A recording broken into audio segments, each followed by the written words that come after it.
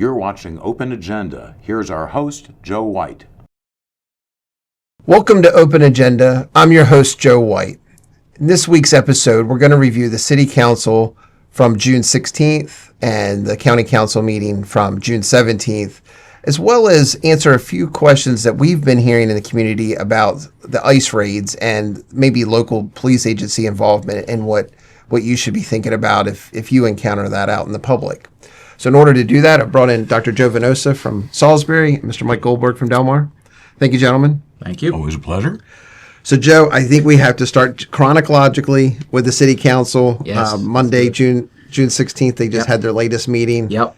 Tell us, once again, I think Deshaun Dowdy, the City Council president, was called out for not putting something on the agenda once again. Well, I'll begin the way I began with my public comments at the meeting. I said to them, listen, this is by far the most entertaining season of Salisbury City Council. It's the best. Unfortunately. I mean, we laugh, but there are serious issues, but it's more laughing out of sort of the peak frustration. So essentially, the meeting was set up because there's going to be about a month gap until the next City Council meeting. Because of the holiday. There's a holiday. There's also, I believe there's going to be a meeting at Wicomico. And so the City Council is going to be indisposed until, I believe, middle of July. Okay. So one of the things that was put not on the agenda, but was sprung at the last minute before the City Council meeting was a proposed resolution just to adopt approval for the Adopt a Road program, which... Like Adopt a Highway? Adopt a Highway, right. Okay. And this is very common, very good idea that I think most people would support. Not a controversial issue at all. Here is the problem. As soon as it was brought up by the council president, Deshaun Dowdy, it was immediately questioned by council members DeShiel and April Jackson as to why it was only brought up then. The first I knew about it was when we got it in the agenda, as far as any background on it. That's all. Same with every other item here. It's just an item that more details will follow soon, but it is just to resolve it so that this could be done. I'm not picking, but how are we supposed to adopt something if we don't know what we're adopting? I mean, if we don't, I know it's simple to explain you're adopting a road, but what entails it is what we need to know. That's the only thing I'm asking myself. I hadn't seen the resolution myself, and I know you guys had been meeting, and I think it's a great concept, but I don't have a problem with it. I hadn't seen the resolution myself, so yeah. Had you seen it? What members of the councils were asked to come? To me, my thing is, I'm so tired of being left in the dark with things. Just to add to what Councilwoman Jackson was saying, we had not discussed this. This seems to be a recurring issue where Councilwoman Jackson and myself are left out of decisions that are made by our president in collaboration with maybe the vice president and Ms. Gray. I'm not accusing, I'm just saying, I'm not sure who's running this council. It is not a one-man show or a one-person show. And April has brought it up again. This happens too often. If you don't want us on the council, then talk to the people that elected us. But keeping us in the dark is unacceptable. So, We're talking about transparency? Yes. Let's be transparent. and bring it in open session and discuss the items in open session and not behind closed doors holistically, which is why, again, there are no details published yet because we were just to discuss it here is an idea from the public, let you all know, and we discuss it of what is it we would like. But I'll bring up an option of or the communities, and I knew exactly nothing about that before it was brought to me at budget. I knew nothing about that. About what? The West Side Community Center or the potential thereof. You're sitting right here telling a lie. You sitting right here telling a lie because I came to you and told you and asked you to come to the thing. And wait a minute, I like to get back on track. And I said to you, President Dowdy, I like to get back on track and no, use wait a the minute. agenda. Well, let me finish what I'm getting ready to say, like you do everybody else. Okay, Let me finish my statement. I came to you and told you, and you said, "Oh no, that's your baby." And then nothing. And Nothing then else was come. said. No, don't do it. Don't do it. Don't do it. Councilmember DeShiel basically says it seems like the council's agenda is run only based on what the council president wants or what he does in collusion with two other members. And a really good point was made that, ultimately, other people in the city elected all of the members. Yeah. So by leaving out other members of the council on something even so seemingly basic and trivial as this, not trivial, but non-controversial, it's actually a disservice to the constituents and to the voters. Well, because the same body was also voting to separate, as the county council is too, the Planning and Zoning Commission. Yep. And I want to get to some comments you made there as well. We'll have some discussion on the Salisbury Planning Commission. I know we'll work with administration on this.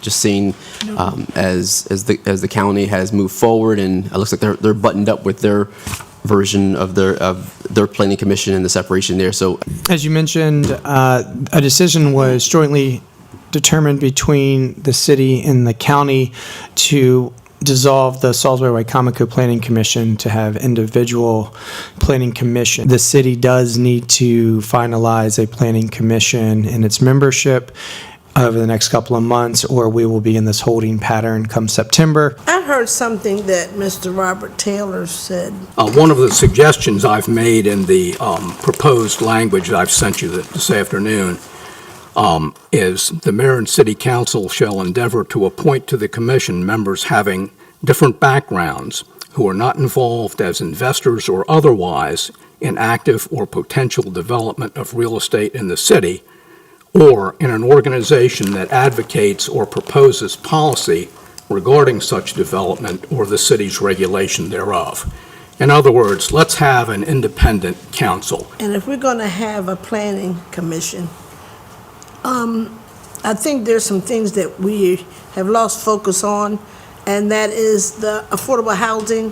When the developers come in, we don't put stakes in anything. We just let them go ahead and build what they want to build, because this is our city, and we need to hold these developers' feet to the ground. I'm serious. I am so sick of seeing developments go to ruin. Any current member of the current planning and zoning shall be eligible for this. Are we going to be prioritizing them as far as selection? Are we going to be prioritizing them by where they live, if they live in city versus outside of the city? Because we are allowing at least 3 members are required to live inside of the boundaries, but the other 4 are not. But I don't think you need to just move everyone over just because they were on it. It would Now just be they're in the new one. Yeah, well, we separated. I mean, are we separated because we want to, or are we separated because the county is? I think it's mutual for us. Just they had decision points that they wanted to move their commission in a different direction, and we have the ability to now run ours. One thing I would implore the council to please do is to have some stipulation in there regarding conflicts of interests. One of the consistent concerns that we've seen at the Planning and Zoning Commission is the fact that several organizations that have vested financial interests in these projects have their members voting and do not recuse themselves. There was a meeting here several months ago where a 5-hour meeting on one of the projects occurred. The Planning and Zoning Commission, apart from having 4 members on the Greater Salisbury Committee who wouldn't recuse themselves, also didn't even allow discussion when Councilman Holloway, who was on the commission, asked for it. So I think one of the things you seriously need to consider doing is at least having a mechanism where that has to be vetted somehow. If there is a member in a city of 30,000, there's bound to be, but if there is a member who has some kind of connection to a developer or a company, that they have a actual enforceable way to trigger a recusal. But the Salisbury City Council is in the process of separating planning and zoning. It's been a combined committee. Yep. Definitely, we've raised that we've had some ethical concerns. Yeah. There seems to be a very scripted way that they've gone about their business lately. Yes. But if you have the same lack of transparency for something that's not controversial, Right. how are you going to have trust in that institution when you're up against something that is very controversial? Correct. And if you watch, especially the public comments and a few comments that both the mayor and other city council members made during the meeting, you'll see that one of the big concerns about the proposed setup of the new Planning and Zoning Commission is, are we going to have a majority of people from the city? As it stands right now, the proposal says only 3 have to be from the city. So you could have On the city's planning and zoning? Yeah, correct. So on That's so on the city's Planning and Zoning Commission, as it stands right now, it's my understanding, is that a minimum of 3 have to be city residents. So even the makeup of the board and who is allowed to be on it was questioned. And I think right now they're going to go back to the drawing board on some of those basic requirements. Now, I mean, I want to get your perspective, Mike. I mean, you covered back in November the planning and zoning when it was still a combined entity, county and city, the meeting for the text amendment to increase the density in the downtown business district. That was a long meeting. I remember we left you there with a camera, and there was a lot of public comments, but there was very little discussion. So when you hear a citizen like Joe bring up that there's concern about the makeup of the meeting, and you live outside the city of Salisbury, so you don't have a dog in this fight necessarily.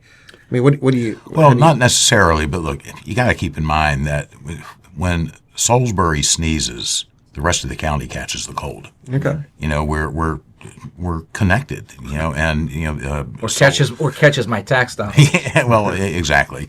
You know, Salisbury is the economic hub of the county. So even if you live way out yonder, it's you're still going to be affected. You know, or overall economy will be impacted. And to that point, I don't think anybody is necessarily against the idea of having non-city residents on these commissions. But it would seem that maybe you should have a majority of the people who live in the city be on those commissions. I think one of the counters that some people will say is, well, there's just not a lot of qualified applicants or talent. I think that's often used as an excuse to sort of maybe fill people on those commissions who otherwise have their own agendas, because this was my big critique of the other part of the proposal, is that there doesn't seem to be, as right now in the proposal, any specific guardrails toward conflicts of interests and ethics. Well, what kind of guardrails would you want to see? Well, I said in my public comments, if you go back and watch it, is one of the things that needs to be addressed is an upfront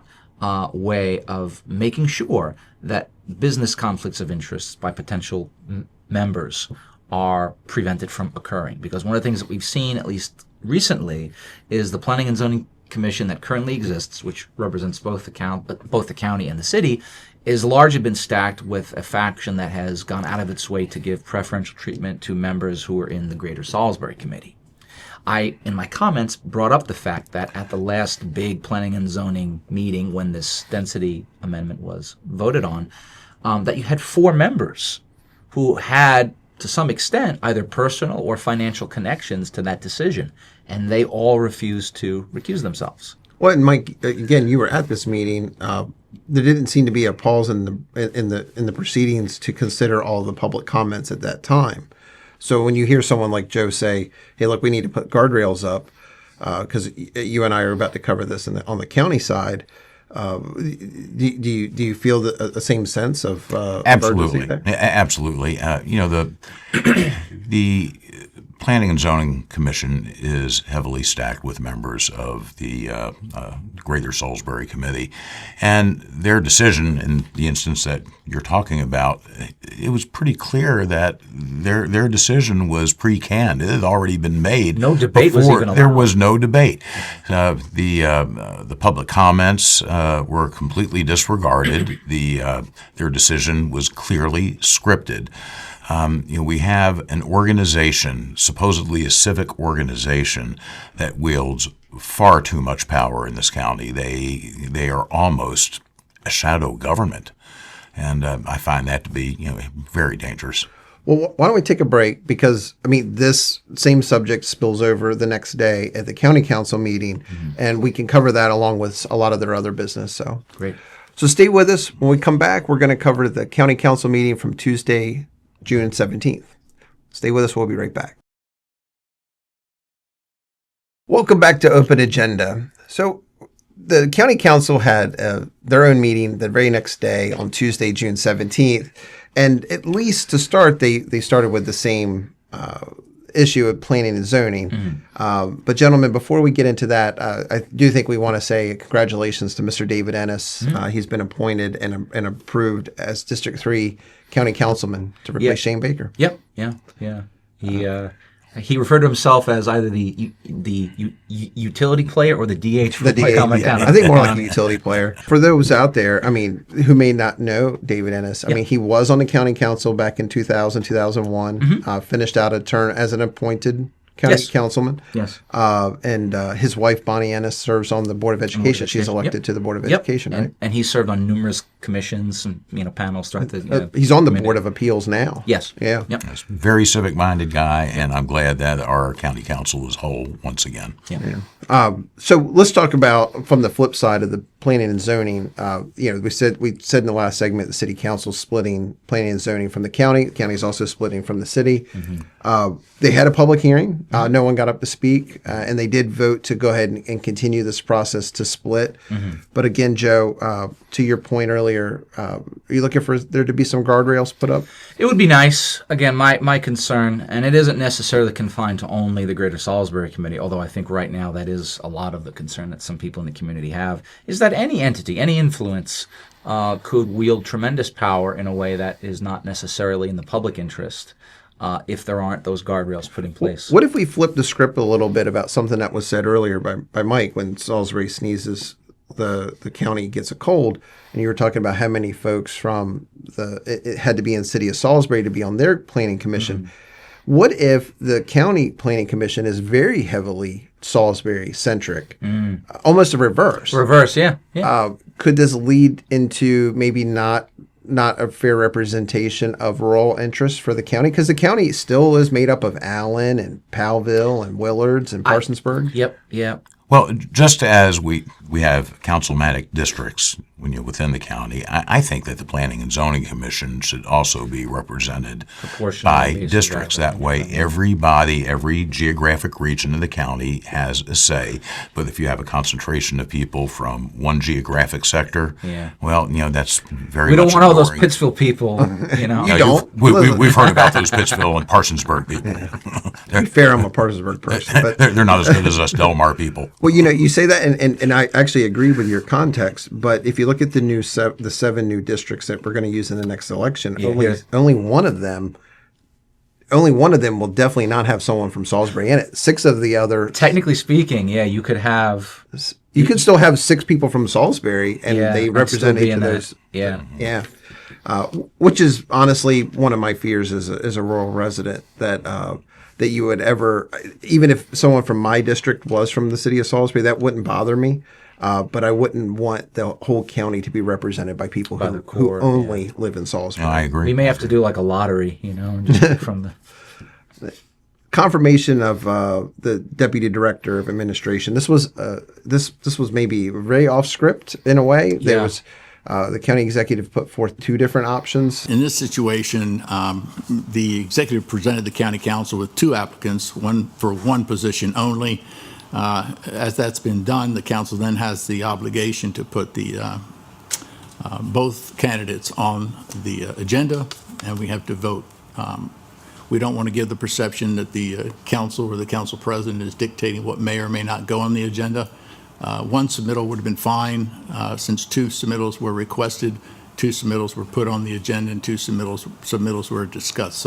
But what's interesting about the person they selected, Stephen Lakin, is he is not from Wicomico County, does not live here, and that would mean that he is not eligible to succeed Bunky Luffman as our director of administration if Bunky decided to retire, to do a different job, or just leave the area. The other main topic is they introduced legislation that would require the county executive to get approval for professional services, like a contract labor, but not like a laborer, but like someone. I think the main example of this is Wayne Strasburg, who has been the director of administration in the county under Bob Culver, retired back in 2020, was hired by the county executive to specifically work on the SWOT analysis. The SWOT analysis is done. We've maybe messed that up at this point, but that's a different show. But Wayne Strasburg is still being paid to the tune of, like in open checkbook now, over $30,000 for a period of work. This is someone who's retired. Code add a new subsection requiring county council approval by resolution for any contract for professional services and to define professional services for that purpose. The council is trying to get more transparency in contracts that are going out.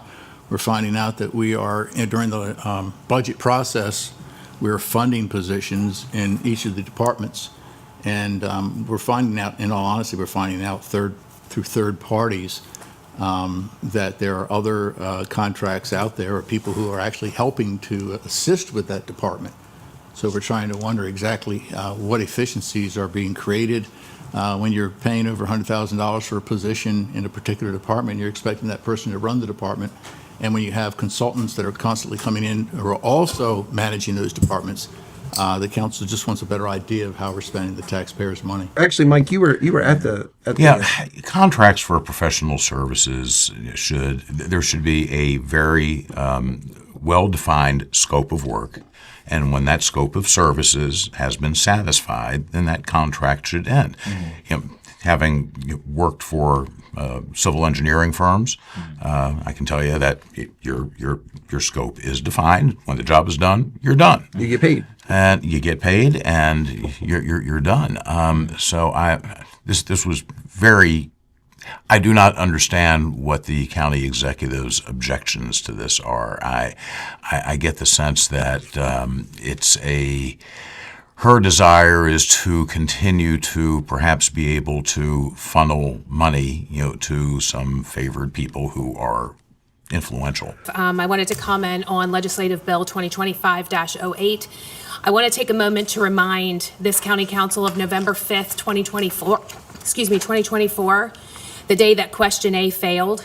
For those who may have forgotten, Question A proposed eliminating the executive branch of government and reverting to the council form of government.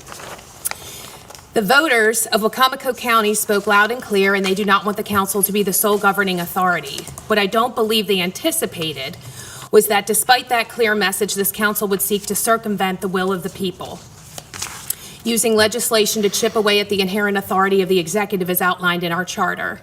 This is not only a blatant disregard for the voice of our constituents, it constitutes an abuse of power and a dangerous backdoor erosion of the balance of government. I want to thank the Department of Law for your detailed and well-reasoned review of Legislative Bill 2025-08.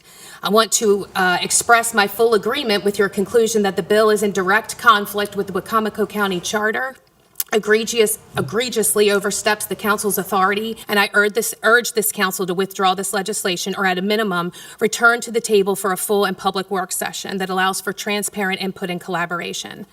If withdrawal of this legislation will not be considered, I am respectfully asking the council to consider 4 amendments. Yeah, I'm just going to say I just don't think this is necessary. We have a county executive form of government now, and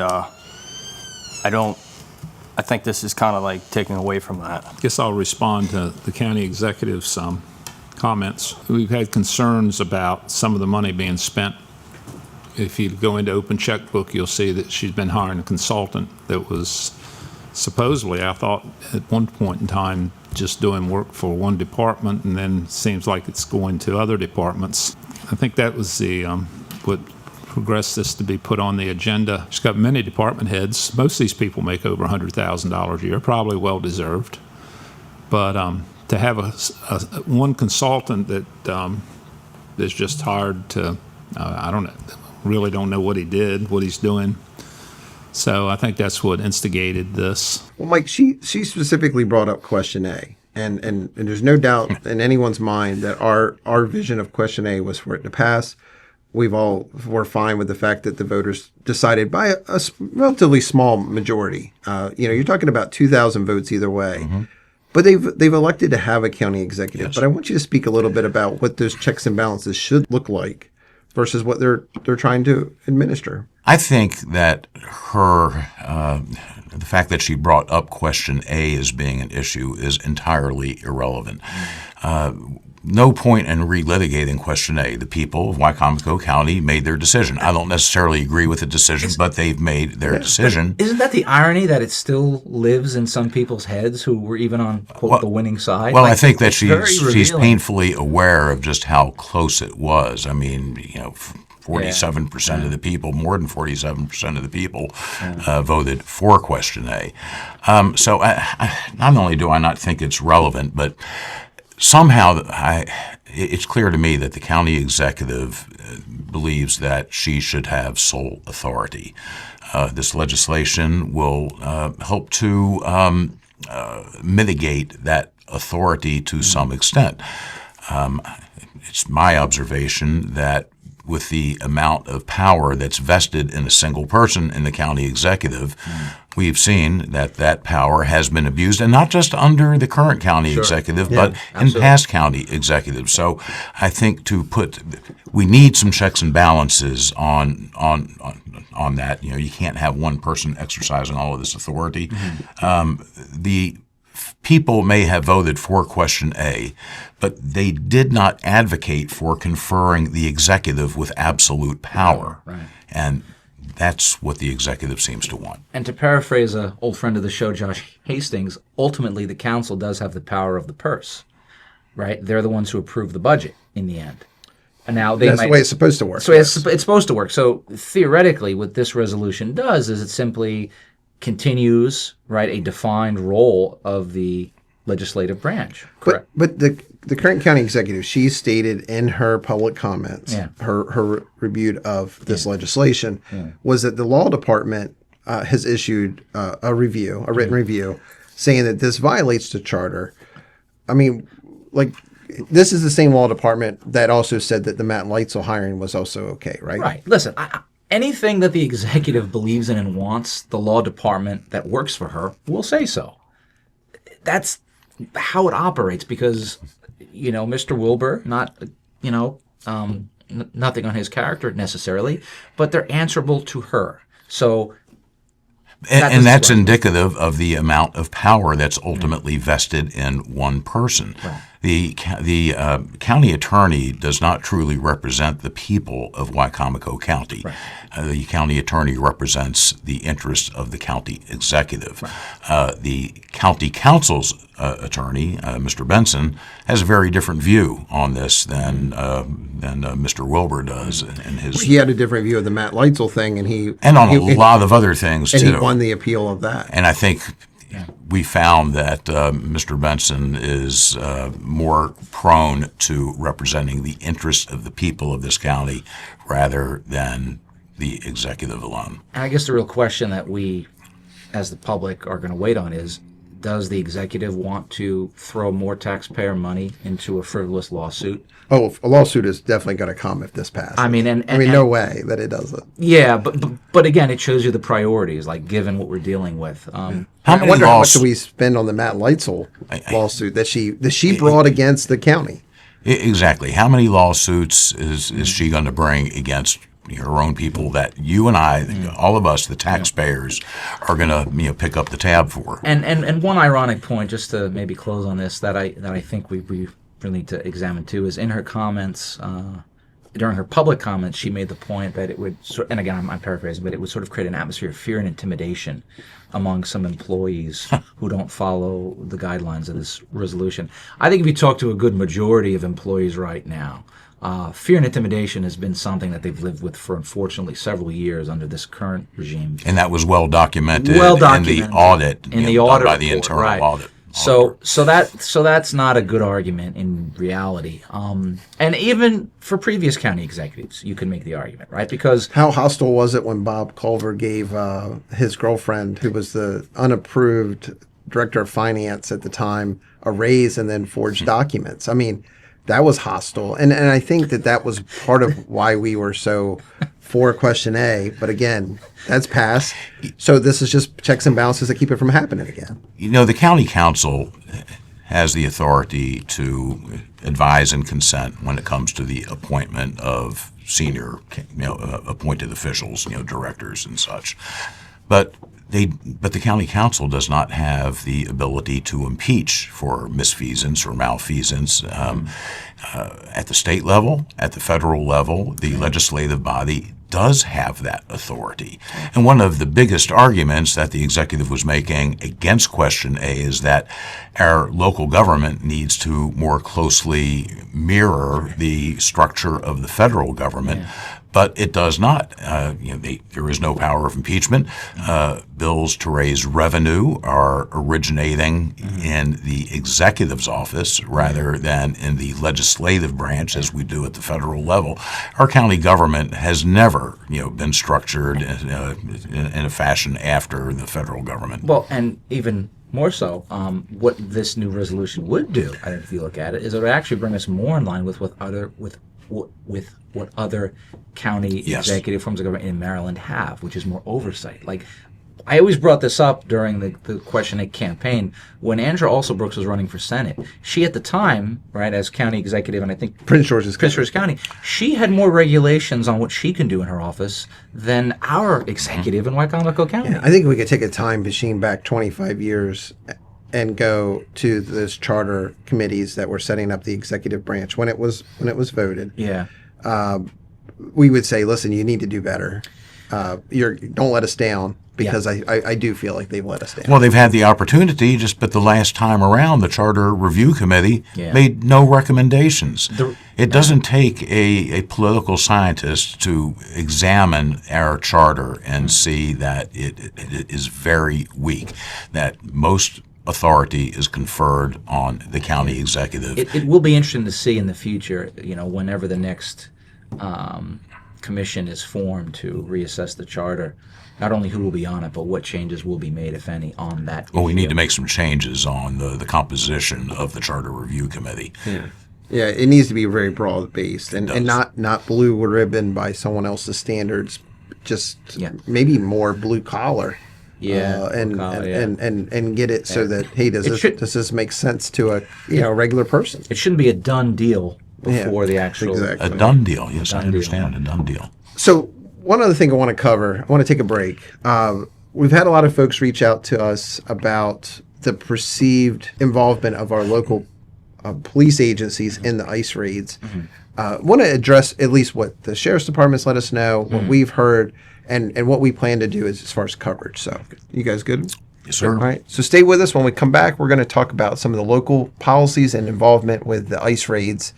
So stay with us. We'll be right back. Welcome back to Open Agenda. I'm your host, Joe White. We wanted to take some time to address some of the concerns that folks have reached out to us about regarding the ICE raids and maybe even what is perceived as some local involvement. So in order to talk about that, Dr. Jovanosa stuck around. Mr. Mike Goldberg, thank you. Sure.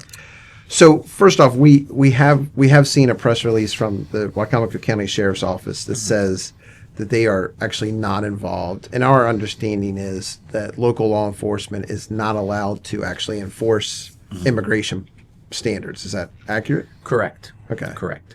The genesis of a lot of the concern, apart from the filtering in, or excuse me, that's the wrong word, apart from the just osmosis of issues happening in other states and at the federal level, though, have been some specific issues that emerged last week that created a kind of buzz on social media. Okay. One of them were initial reports by some that ICE agents had entered into Prince Street Elementary School. Okay. Now, for the record, right, that is not legal. ICE agents do not enter into schools. But there were reports of that. And one of the big upshots of that was that dozens of parents, I know this for a fact because I spoke to teachers and former students who have siblings in the school, said that many parents basically showed up in a panic to get their kids out. Okay. Because the fear was that their kids would be targeted. But as far as we know, this actually did not happen. No, that did not happen. Now, there were apparently multiple raids in the neighborhood around Prince Street. Okay. Very close to the school. So, again, there is a difference between it happening in a school and by a school, but nevertheless, that same atmosphere of concern and fear is easy to kind of... well, and look, we're not going to use our show to debate national policy on immigration or ICE raids.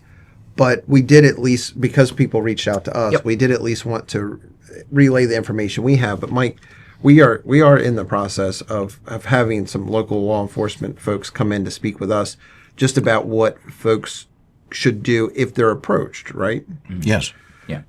So Joe, that was one of the other subjects you brought up to me was that there are perfectly legal citizens in this community who have been stopped to. And their legal status has been questioned. Correct. Do you know what they're supposed to do if they're asked? Well, again, I'm not a lawyer by any means, but essentially, if you are stopped and there is a reason that is given to you specifically why, you can always ask, why am I being pulled over, or what's the nature of, am I being detained? And you do have to comply, obviously, with certain aspects of identification, but not necessarily providing documents that people don't always have. For example, if you are walking on the street and you don't have your wallet or your license, yeah. you do not have to identify yourself if you don't have that material. Mm-hmm. Not everybody carries a passport on them. Or in the case of my wife, when she was an asylee, her papers. And I think there is, for a lot of people in the community, particularly the Latino community, at least from what I've heard, is that you have people that have either grown up here or are legal residents who feel that they are being either profiled or stopped as part of this broader dragnet approach. And that has created, regardless of what you feel about the issues, it's created a real sense of fear and concern that now on social media has reached a point where people are actually giving and sharing videos about where they might see agents and other law enforcement. And this is, I think, the big issue is that it's very easy and understandable to get local law enforcement, whether it's the city or the county, and ICE agents conflated. Because to a person who is fearful, who doesn't know the specifics, it's the same thing. Yeah. It's not. There is no difference. There is no difference in terms of where you're coming at from a position of fear and concern. And so I think having law enforcement on here would be great to clarify what are the policies, what are the roles, and what can people, whether they're citizens or residents, what are their legal rights. So, Mike, you see, there's a lot of misinformation on social media, and we've circled back with this with just some of the other local policies and discussion there. I mean, what's your sense when you see some of these videos online? Is it easy for you to believe it? Is it the information? Does it seem like it does, like Joe says, conflicts? I think there's a lot of hysteria out there right now. What's being reported on social media, we don't really know just how true it is. You have to be very careful about judging what you see on social media. So we've heard. Yeah. But we do need to keep in mind that, in my opinion, it's very unlikely that local law enforcement has any significant involvement in the raids. It's federal law. Local law enforcement is not authorized to enforce federal law. They may enforce a detainer if someone has been arrested and is for some other reason, and they become aware that there is a federal charge for illegal immigration or something else, then they are required to hand that person over to the federal authorities. To what extent that is happening, we have no idea. And I think it's part of the issue too. Is I think there's a concern that there hasn't been a lot of clarity about the local agencies' roles. Now, to my knowledge, I could be wrong, but I don't know if the Sheriff's Department or the City of Salisbury or any other municipal agency in law enforcement has issued clarification about their roles. I believe the Sheriff's Department has. They did put out a statement specifically on the Prince Street School issue, and I think they had at the very bottom a sort of brief mention that they don't assist in those. Yeah, I mean that's what I what I read. And I mean, look, as a local taxpayer, I mean our Sheriff's Department is here to enforce our state and local law. Sure. Yeah. I wouldn't want it to be on us as local taxpayers to have to ask our Sheriff's Department. It's already already spread mighty thin. This is the great irony of the nature. When we don't have to get into it, but it's not traditionally local law enforcement's job to enforce immigration anyway, and they physically can't. Yeah. But again, the perception of people in the community could be different, especially if, from their perspective, there isn't really like a clear articulation. Like, again, I'm in the city of Salisbury. I could be wrong, but I haven't heard yet any specific notice, particularly in Haitian Creole or Spanish, to people in those communities, what their role as local law enforcement Well, is. maybe that would be a good solution. I think it mean, really this would be is good. a time for transparency and clarity to say, hey, listen. Communication. with the Communication public. is key, yeah, absolutely. Yep. If any of those agencies, whether they be a small municipal one or even City of Salisbury or the sheriff's, maybe get as much information out there as possible. One thing that has always guided our show, I think the public knows this, is that we've always been big believers in transparency for the public. And that goes in all different directions. Yeah. And I think one of the big dangers of that misinformation on the Prince Street school raid is that it really did scare and frighten people. Who are- Unnecessarily. Unnecessarily. No parent should have to have that fear of running into a school out of their... I understand that fear very much. But there is a difference between what was reported and what actually happened.